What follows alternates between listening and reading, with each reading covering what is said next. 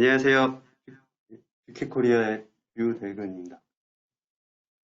먼저 저희 웨비나에 참가해 주셔서 감사 말씀 먼저 드리고요.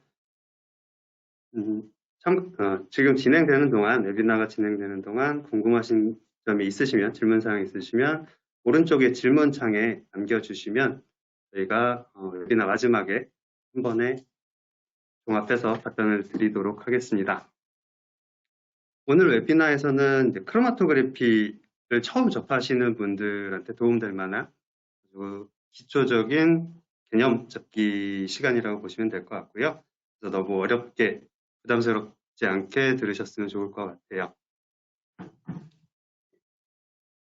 그냥 시작을 하겠습니다. 일단 저희 크로마토그래피는 정제의 한 방법이기도 한데요. 화학 합성을 하거나 혹은 추출을 하고 나면 저희가 꼭 필요한 작업이 정제 작업이 있어요. 그래서 그 정제 작업에는, 정제 방법에는 여러 가지 방법이 있는데요. 그 중에 가장 많이 사용하는 방법이 재결정법 혹은 필터를 할 수도 있고요. 단순히 필터를 할 수도 있고 액액 분리를 하실 수도 있고요. 그리고 증류를 하는 방법도 있습니다. 그리고 마지막으로 크로마토그래피를 사용하는 방법이 있는데요. 저희는 오늘 이 크로마토그래피에 대해서 알아보도록 할 거고요. 다른 정제 방법에 비해서 크로마토그래피는 다른 점이 하나 있는데요. 다른 정제 방법은 한 번에 두 종류로, 두 개의 컴파운드 혹은 두 그룹의 컴파운드로만 나눌 수 있는 반면에 크로마토그래피는 10가지가 섞여 있는 믹스처에서 각각 10개의 단일 샘플로 분리할 수 있는 유일한 방법이라고 생각하시면 좋을 것 같아요. 자, 그러면 이런 크로마토그래피가 전체 공정에서 어디에 사용되는지 한번 볼 건데요. 가장 먼저 추출이나 합성을 하실 거고요. 그 다음에 추출이나 합성에서 사용된 용매를 날리는 이베퍼레이션 작업을 하게 되고요. 충분히 농축이 되었다면 이 샘플을 분석을 하게 됩니다. 분석에도 마찬가지로 크로마토그래피는 사용이 되고요. 분석을 통해서 저희가 분리 방법을 명확하게 메서드를 잡았다면 크로마토그래피를 통해서 믹스처를 각각의 단일 물질로 나누는 작업을 하게 돼요. 그리고 마지막으로 크로마토그래피에서 사용된 용매를 날리는 이베퍼레이션이나 혹은 동결 건조 작업을 하게 되고요. 그 뒤에는 뭐 분석이나 응용 단계에 들어가게 됩니다. 그래서 저희가 오늘 집중할 부분은 분리를 위한 크로마토그래피이고요. 그럼 크로마토그래피에 정확히 들어가기 전에 크로마토그래피란 무엇인지 한번 짚고 넘어가면 좋을 것 같은데요. 크로마토그래피는 이동상과 고정상을 이용해서 그 흐름을 이용해서 고정상과 이동상의 흡착 혹은 분배, 이온 교환 혹은 분자 크기에 따라서 단일 성분으로 나누는 분리 방법 중에 하나라고 보시면 될 것 같고요. 이 크로마토그래피는 정성이나 정량 분석 혹은 분리나 정제 등의 분치 목적으로 이용이 됩니다. 제가 오늘 메인으로 볼 거는 분리나 정제의 목적으로 사용되는 분치 크로마토그래피를 볼 거고요. 크로마토그래피의 간단한 로식은 아래 그림과 같습니다. 그래서 이 고정상인 컬럼이 있다고 하면 컬럼이 있고 이 컬럼을 통해서 이동상인 용매가 흐르게 될 거예요. 지금 왼쪽에서 오른쪽으로 흐르게 될 거고요. 컬럼 앞단에 저희가 ABC라는 물질이 섞인 믹스처를 인젝션을 했다라고 하면요. 인젝션을 하고 이동상을 흘려주면 각각의 그 고정상과 이동상의 컴파운드마다 다른 어피니티를 갖는 어피니티로 인해서 고정상을 흐르는 속도가 각각 다르게 되고요. 이에 따라서 B가 가장 먼저 나오고 그 다음에 A 컴파운드가 나오고 마지막에 C 컴파운드가 나오게 됩니다. 결론적으로는 이런 크로마토그램을 얻을 수가 있게 되겠고요.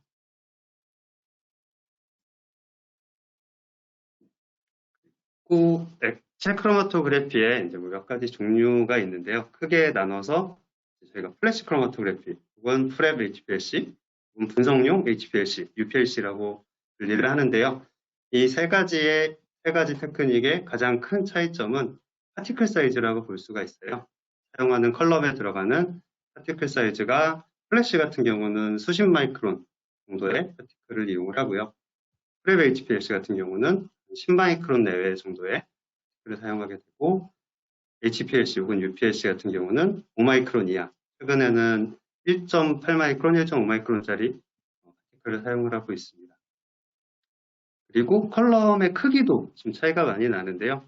플래시 같은 경우는 10cm, 100mm 이상의 카트리지까지 나오고 있고요. 프랩 HPLC 같은 경우는 수십 밀리미터, 그리고 마지막으로 분석용 같은 건 10mm 이하, 보통 4.6mm나 3mm짜리 컬럼을 사용을 합니다. 자, 이런 컬럼 사이즈나 파티클 사이즈에 따라서 로딩 양도, 한 번에 인젝션할 수 있는 샘플 양도 차이가 많이 나는데요. 플래시 같은 경우는 최대 300g 정도까지 인젝션을 할 수 있는 컬럼이 존재를 하고요. 프랩 HPLC 같은 경우는 일반적으로 1g 이하 혹은 1g에서 2g 사이 정도의 샘플을 한 번에 로딩할 수 있게 되겠고요. 후 분석용 HPLC 같은 경우는 일반적으로 10mg 이하, 1mg 이하로 충분히 분석이 되고 있고요. 카트리지 크기가 차이가 나니까 여기에 흘리는 이동상의 양도, 유량도 크게 달라지는데요. 플래시 HPLC 같은 경우는 플래시는 약 10에서 수백 밀리 퍼 미디, 분당 한 수백 밀리 정도를 흐리게 되고요. 프랩 같은 경우는 분당 100밀리 이하 사용하게 되고, 분석용은 10밀리 이하, 일반적으로 한 1, 2mm 그 이하로 사용이 되고 있습니다. 파티클 사이즈가 달라짐에 따라서 이제 따라오는 게 걸리는 압력도 크게 달라지는데요. 플래시 같은 경우는 큰 알갱이들이 있기 때문에 그 사이로 이동상이 좀 더 손쉽게 이동을 하면서 큰 압력이 걸리진 않는데요. 그래서 플래시 같은 경우는 일반적으로 50바 이하의 압력으로 충분히 커버가 되고요. 일반적으로는 10바에서 20바 이내에서 이루어지게 됩니다. 그리고 프랩 HPLC 같은 경우는 약 300바 정도까지 사용이 가능하고요. 분석용 HPLC 같은 경우에는 300바 이상, 요즘에는 한 1000바 정도까지 나오는 제품들이 있어요.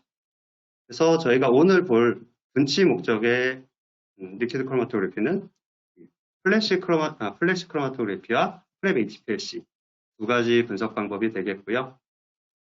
이 두 가지 분석법에 따른 가장 큰 차이 혹은 각각의 장점이라고 말씀드리면, 플래시 같은 경우는 한 번에 많은 양의 샘플을 로딩을 할 수 있고요. 그만큼 분리를 해내는데 단시간에 많은 양을 처리할 수 있다고 보시면 되겠고요. 프랩 HPLC 같은 경우는 한 번에 넣을 수 있는 샘플 양은 상당히 적습니다. 하지만 고압의 작은 파티클을 사용함으로써 좀 더 표면적이 넓어져서 좀 더 고순도의 분리된 샘플을 얻을 수 있다는 게 장점으로 보시면 될 것 같아요.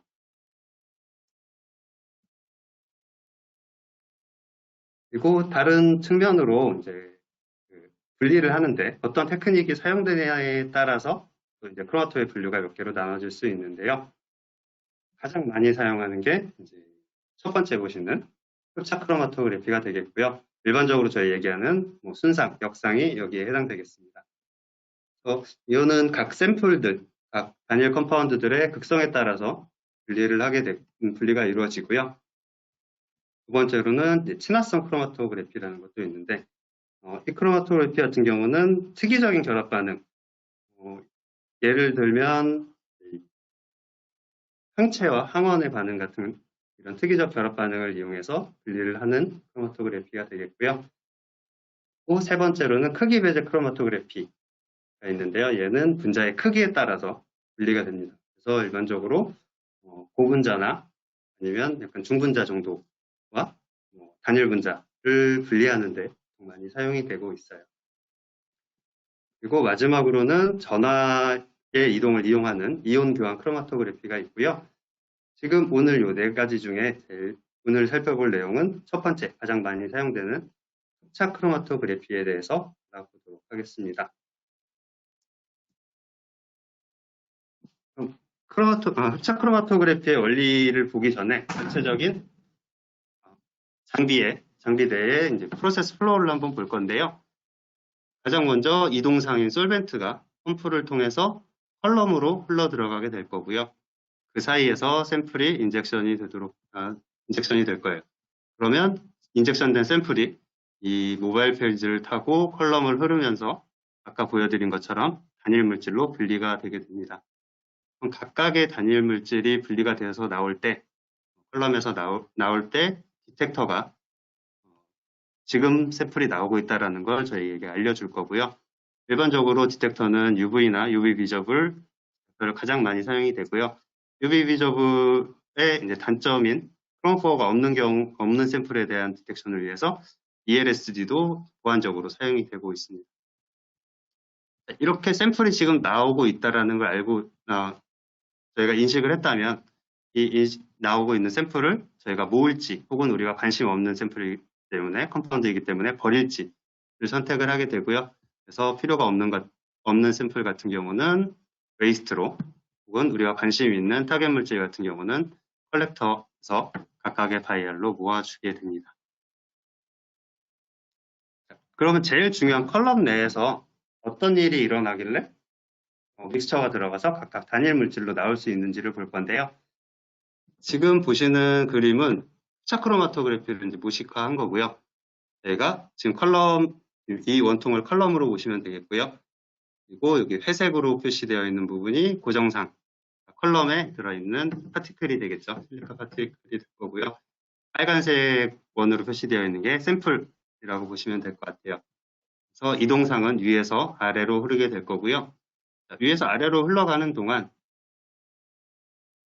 저희 샘플이 타겟 물질, 컴파운드가 고정상에 붙었다가 그리고 다시 이동상으로 녹아 나왔다가 고정상에 다시 붙었다가 이동상으로 녹아 나왔다가 이 과정을 계속해서 반복하게 되고요.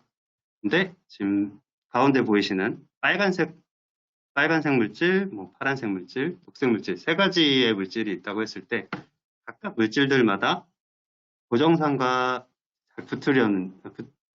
잘 붙으려는 물질도 있고요. 혹은 이동상에 더 잘 녹아 나오려는 물질도 있어요. 맨 위에 빨간색 물질 같은 경우는 좀 더 고정상에 붙는 성질이 좀 더 강한 물질이고요. 녹색 같은 경우는 이동상으로 녹아 나오는 성질이 좀 더 강한 물질이라고 보시면 될 것 같고요. 파란색은 그 중간 정도의 가능성을 가지고 있다고 보시면 될 것 같아요. 자, 그럼 빨간색 같은 경우에는 고정상에 좀 더 잘 붙어 있기 때문에 붙어있을 성질이 크기 때문에 고정상에 붙으면 이동상으로 쉽게 떨어져 나오지 못하고 좀 더 오래 머무를 거예요. 오래 머물렀다가 잠깐 떨어졌다가 다시 다른 고정상에 다시 붙고 잠깐 떨어져 나왔다가 다시 붙고 이런 과정을 반복하게 되는 반면에 녹색 컴파운드 같은 경우는 이동상에 좀 더 잘 녹아 나올 수 있기 때문에 고정상에 붙는다고 해도 금방 다시 떨어져 나오고 이동상에 오랫동안 머무르다가 다시 고정상에 잠깐 이동상에 녹아 나오게 됩니다. 자, 이러한 과정을 통해서 각각의 물질들마다 컬럼 전체를 통과하는 시간이 달라지고요. 그래서 녹색 같은 경우에 녹색 컴파운드가 가장 먼저 나오게 되고요. 그다음 파란색, 빨간색 순서대로 컬럼을 빠져나오게 됩니다. 그럼 이런 컬럼의 종류에 대해서 이 분리 작업이 이루어지는 컬럼에 대해서 잠깐 알아볼 건데요. 저희가 흡착 크로마토그래피에 사용되는 컬럼은 크게 두 가지 부류로 나눠집니다. 순상 컬럼 혹은 역상 컬럼으로 나눠지고요. 지금 왼쪽에 보이시는 게 순상 컬럼이고요. 오른쪽에 보이는 게 역상 컬럼입니다. 순상 컬럼 같은 경우는 컬럼 내부가 폴라한 극성 물질들로 채워져 있고요. 그리고 제가 이동상으로는 비극성 용매를 보통 사용을 하게 됩니다. 그리고 오른쪽에 보이시는 역상 컬럼 같은 경우에는 컬럼 내부가 비극성 물질로 채워져 있고 그리고 이동상으로는 극성 용매를 사용하게 됩니다. 그럼 이 순상 컬럼과 역상 컬럼의 특징들을 잠깐 알아볼 건데요. 먼저 순상 컬럼을 보시면요. 좀 전에 말씀드린 것처럼 고정상은 극성 물질로 채워지고요. 이동상은 비극성 물질을 사용하게 됩니다. 그래서 일반적으로 제일 많이 사용되는 게 헥산이나 EA 이런 솔벤트들이 가장 많이 사용이 되고요. 그 컬럼 내부에 채워져 있는 물질이 극성 물질이기 때문에 극성 물질들은 컬럼 내부에 좀 많이 오래 머무르게 되고요. 따라서 비극성 물질이 가장 먼저 컬럼을 빠져나오게 되고요. 극성 물질들이 가장 마지막에 나오게 될 거예요. 그래서 이 동상은 좀 더 이제 비극성인 이 동상부터 점점 극성을 올려가면서 컬럼 내부에 남아있는 샘플들을 용출시키게 됩니다. 순상 크로마토그래피를 할 때 보통 사용되는 솔벤트인데요. 솔벤트의 조합인데요. 가장 많이 사용되는 게 핵산과 EA의 조합으로 많이 사용되고요. 또 DCM과 메탄올의 조합으로 사용이 되기도 합니다. 지금 이 솔벤트의 선택에 대해서도 좀 설명을 드려야 되는데요. 그 부분까지 다 설명하기엔, 오늘 다 다루기에는 시간적으로 좀 무리가 있어서 다음 세션에, 다음 웨비나에서 이 부분은 다루게 될 것 같아요. 간단하게만 말씀을 드리면 용매를 선택할 때 두 용매의 극성도, 지금 표에서 오른쪽에 보이는 이 극성도도 고려를 해야 하고요. 그리고 이 두 용매가 섞이는지 또 마찬가지로 고려를 해야 되는 부분들이 있습니다. 그래서 여러 고려 사항이 많기 때문에 다음번에 좀 더 자세히 설명드리도록 하겠습니다. 다음은 역상 컬럼인데요. 역상 컬럼은 좀 전에 보셨던 순상 컬럼하고 그냥 반대라고 보시면 거의 다 맞아요. 말씀드린 것처럼 고정상으로는 비극성 물질이 사용이 되고요. 또 이동상으로는 극성 물질이 사용이 돼서 역상에서는 물이 보통 제일 많이 사용되는 이동상 중에 하나입니다. 아무래도 컬럼 내부에 비극성 물질로 채워져 있다 보니까 비극성 물질과 친화력이 없는 극성 물질이 가장 먼저 용출되게 되고요. 그리고 비극성 물질들이 좀 더 나중에 용출되게 됩니다. 그래서 마찬가지로 순상하고 반대로 처음에는 폴라리티가 높은, 극성이 높은 솔벤트를 이동상을 사용하다가 점점 그 극성을 낮춰주는 형태의 그레디언트로 진행을 하게 돼요. 역상에서 이제 많이 사용되는 솔벤트인데요. 보통 제일 많이 사용되는 게 ACN과 물의 조합, 혹은 에탄올과 물의 조합, 혹은 메탄올과 물의 조합으로 보통 사용이 되게 됩니다. 그럼 순상과 역상, 뭐 극성이 다르다라고 얘기하는데, 그럼 안에 들어가 있는 파티클이 어떻게 차이가 나길래 이런 뭐 극성 얘기가 나오는지 파티클에 대해서 살펴볼 건데요. 제일 먼저 보실 거는 순상 파티클입니다. 순상 컬럼에 충진되는 파티클인데요. 순상에 들어가는 파티클은 단순히 퓨어 실리카라고 보시면 되고요. 실리카 표면에 OH기가 존재하는 이런 실라놀 파티클로 이루어져 있어요. 이에 반해서 역상 같은 경우는 좀 전에 보셨던 이 실라놀의 OH기를 좀 더 비극성인 카본 체인으로 치환을 한 형태이고요. 그래서 탄소가 4개짜리인 체인을 붙이면 C4 컬럼이라고 하고요. 8개짜리는 C8. 그리고 가장 많이 사용되는 18개짜리 체인이 달려있는 C18 컬럼이 있습니다. 그럼 이런 순상과 역상만 존재하는 게 아니라 순상과 역상의 중간 단계 정도의 이제 컬럼도 존재하는데요. 끝단이 아미노 그룹으로 처리된 아미노 컬럼이나 혹은 다이올로 처리된 다이올 컬럼 이런 것도 존재를 해서요. 어플리케이션에 따라서 순상 컬럼이나 전통적인 순상 컬럼이나 역상 컬럼보다 좀 더 좋은 분리도를 보여주기도 합니다. 순상과 역상에는 각각의 장단점이 있기 때문에 저희가 어떤 어플리케이션을 순상을 사용하고 어떤 어플리케이션은 역상을 사용을 하겠죠. 장단점을 살펴보면요. 먼저 순상 컬럼에 대한 순상 크로마토그래피의 장단점인데요. 첫 번째로는 사용되는 용매들이 비교적 보일링 포인트가 상당히 낮기 때문에 분리 분칠 작업이 끝난 이후에 용매를 제거하는데, 농축을 하는데 상당히 좀 유리한 점을 가지고 있고요. 역상 컬럼에 비해서 순상 카트리지는 훨씬 더 저렴한 편에 속합니다. 그리고 마찬가지로 역상에 비해서 좀 더 한 번에 많은 양의 샘플을 로딩을 할 수 있게 되는데요. 이 로딩 양은 일반적으로 컬럼의 이제 퀄리티에 따라 좀 차이가 나기는 하는데요. 순상 컬럼 같은 경우에는 일단 플래시 기준으로 먼저 말씀을 드리면 순상 카트리지 안에 들어있는 충진 물질의 무게의 약 10%에서 30% 정도의 샘플을 한 번에 로딩할 수가 있습니다. 그러니까 뭐 100g짜리 카트리지를 사용하신다고 하면 10g의 최소 10g의 샘플을 한 번에 분리해낼 수 있다라고 보시면 될 것 같아요. 그럼 이런 장점이 있는 반면에 단점도 있는데요. 단점은 아무래도 역상에 사용되는 물이나 에탄올, 메탄올보다는 좀 더 비싼 솔벤트를 사용을 하게 되고요. 이 솔벤트가 건강에 좋은 물질들은 아니기 때문에 아무래도 안전적인 위협이나 환경에 안 좋은 영향을 미칠 수는 있습니다. 그리고 다른 단점으로는 플래시 기준으로 말씀드리면 요 순상 카트리지는 일회용이에요. 일반적으로 한 번 쓰면은 버리는 게 원칙이고요. 근데 실제 필드에서는 사실상 한 번 쓰고 버리시는 경우는 많지는 않고요. 샘플이 아주 더러운 경우가 아니라면 샘플에 따라 좀 다르지만 뭐 수회 정도는 실제로는 사용은 하시더라고요.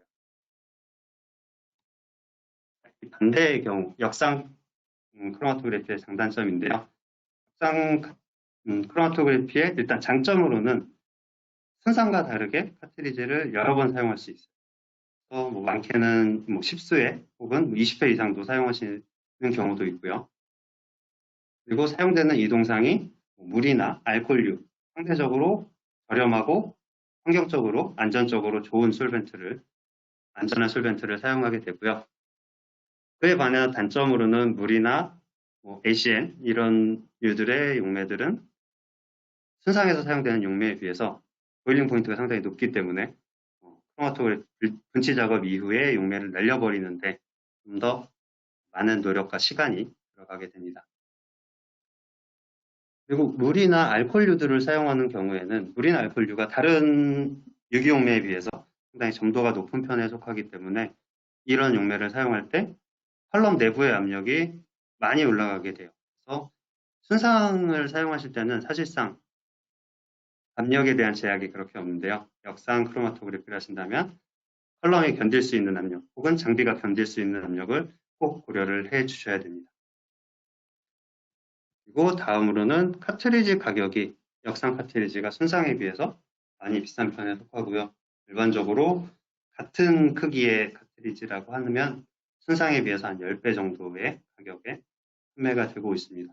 아무래도 아까 보신 것처럼 그냥 순상은 그냥 퓨어 실리카인 반면에 역상 같은 경우는 그 퓨어 실리카의 비극성 물질들을 치환하는 작업이 필요하기 때문에 생산 단가가 좀 더 높다라고 보시면 될 것 같아요.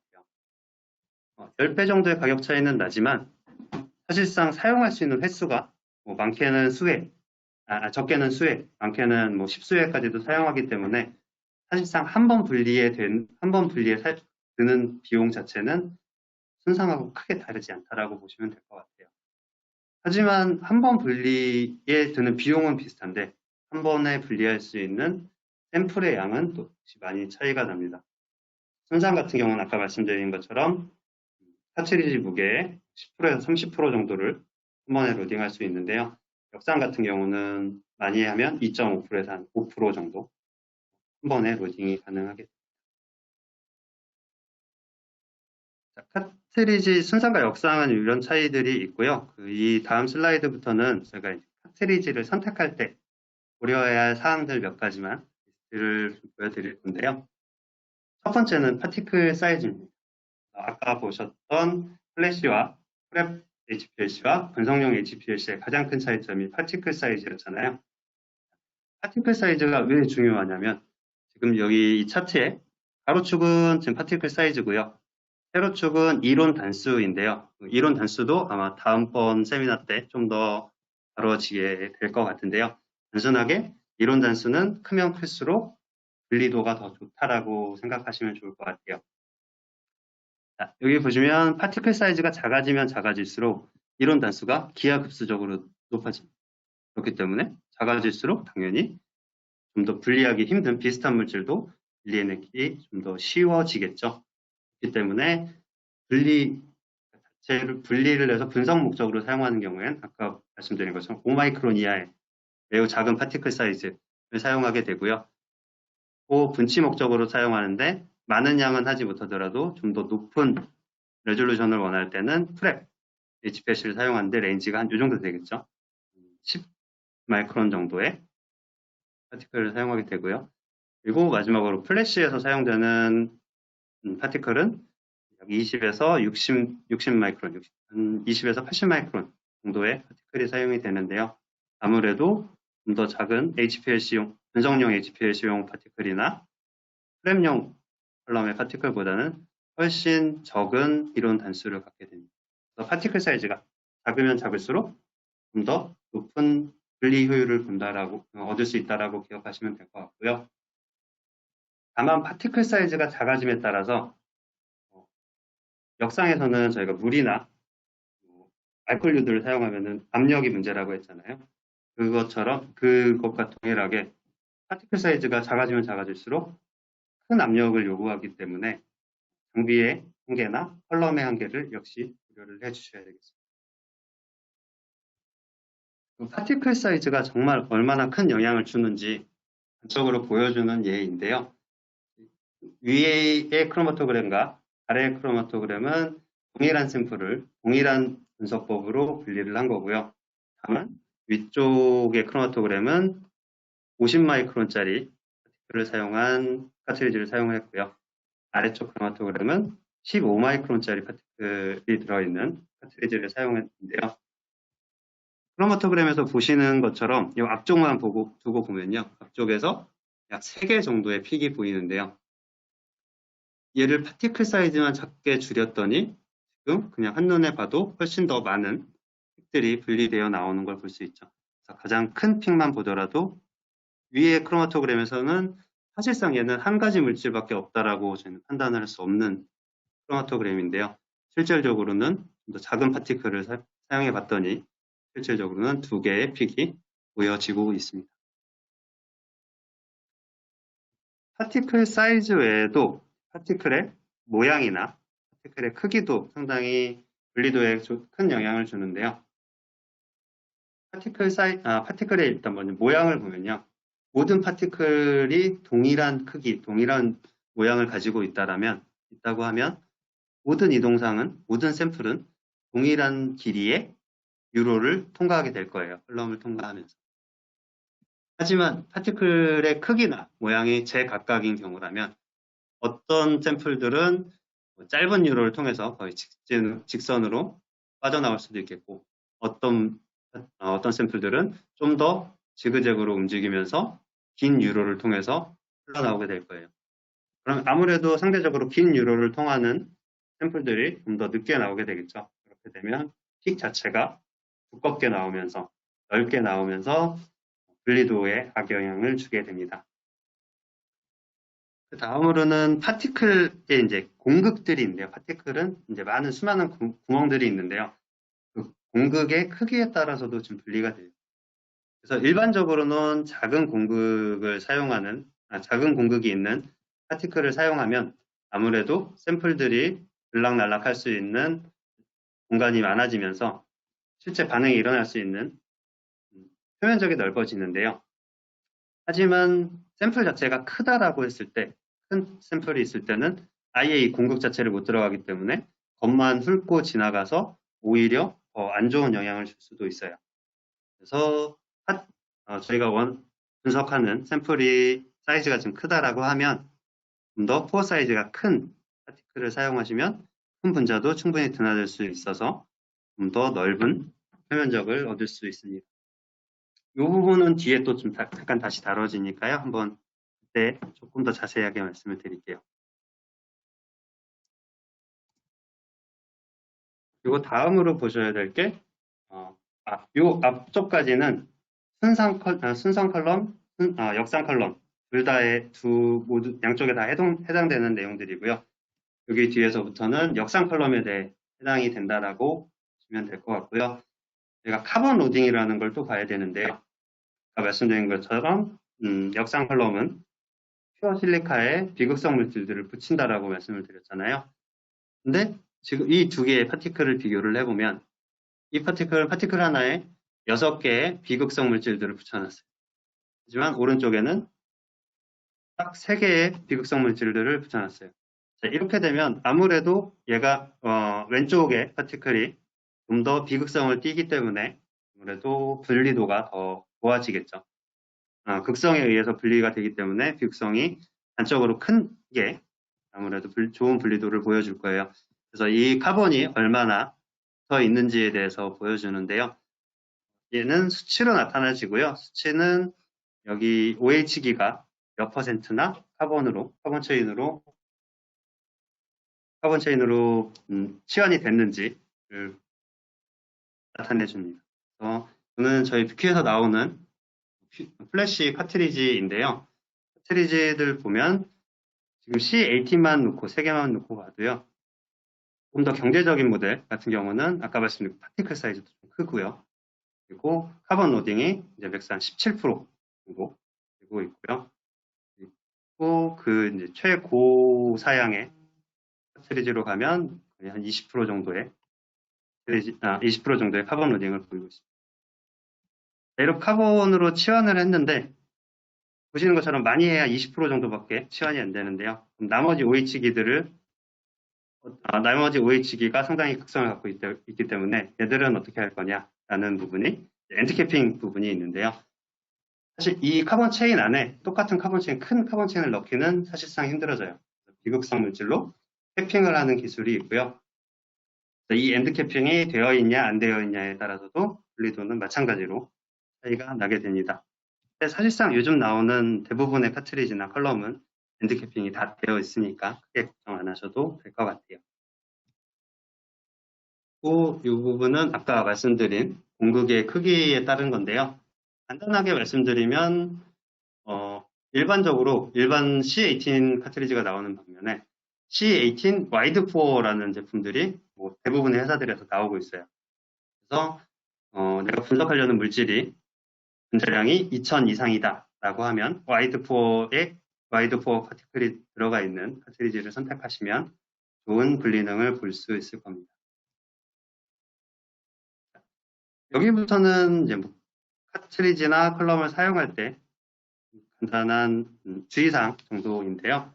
C18 카트리지를 사용할 때, 역상 카트리지를 사용할 때, 역상에는 이 실리카에 이런 카본 체인이 쭉 붙어 있는데요. 머리카락처럼, 이제 헤어라인처럼 찰랑찰랑 매달려 있어야 하는데, 얘가 물 100%가 들어가면 오른쪽처럼 얘네가 엉켜버리기 시작을 합니다. 그렇기 때문에, 일반적인 C18 카트리지에서는 물 100%는 사용을 금하시는 게 좋고요. 최소한 5%의 유기용매는 섞어주셔야 이런 현상을 막아줄 수 있습니다. 이렇게 엉켰다가 풀리면 괜찮은데 한번 엉키면 안 풀리는 경우가 대다수예요.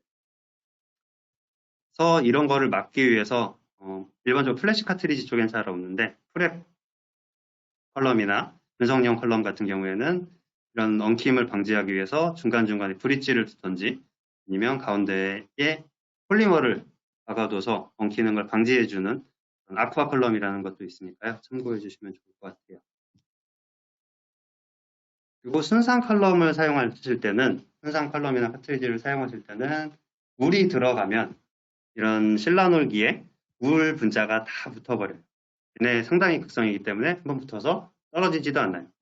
그러면 실제 샘플은 여기 실라놀에 아예 닿지를 못하겠죠. 그럼으로써 확연하게 분리능이 떨어지게 됩니다. 그래서 순상 사용하실 때는 물은 무조건 피해 주셔야 된다라고 기억을 해주시기 바랍니다. 그리고 마지막으로는 이제 카트리지나 컬럼 보관법인데요. 순상 카트리지 같은 경우는 일반적으로 100% 오르가닉 솔벤트, 핵산이나 IPA로 완전히 채워준 후에 보관해 주시면 좋고요. 역상 컬럼 같은 경우에는 약 80%의 유기용매에 20%의 물 혹은 유기용매 100%로 채워서 보관을 해주시면 되겠습니다. 오늘 준비한 내용은 여기까지이고요. 예, 질문사항 있으시면 채팅창에 좀 올려주셔도 되고요. 혹은 이제 채팅창에 올려주시거나 메뉴에 보시면 손들기라는 메뉴가 있을 거예요. 눌러주시면 저희가 이제 마이크 사용하실 수 있도록 열어드리도록 하겠습니다. 네, 지금 다음 강의에 대해서 물어봐 주신 분이 있는데요. 저희가 아마 2분기 초 4월로 예정이 되어 있고요. 예정은 그렇게 되어 있는데 실제는 어떻게 될지는 조금 더 당겨질 수도 있을 것 같아요. 그런 경우에는 뭐 요번에 어떤 채널을 통해서 연락을 받으셨는지 모르겠는데 카카오톡 친구나 혹은 뭐 이메일로 공지를 드릴 거니까요. 그때 다시 등록해서 다음에는 분리도를 조금 더 좋게 하는 방법 혹은 이제 처음에 메서드를 잡는 방법에 대해서 잡는 방법을 토픽으로 진행이 될 예정입니다.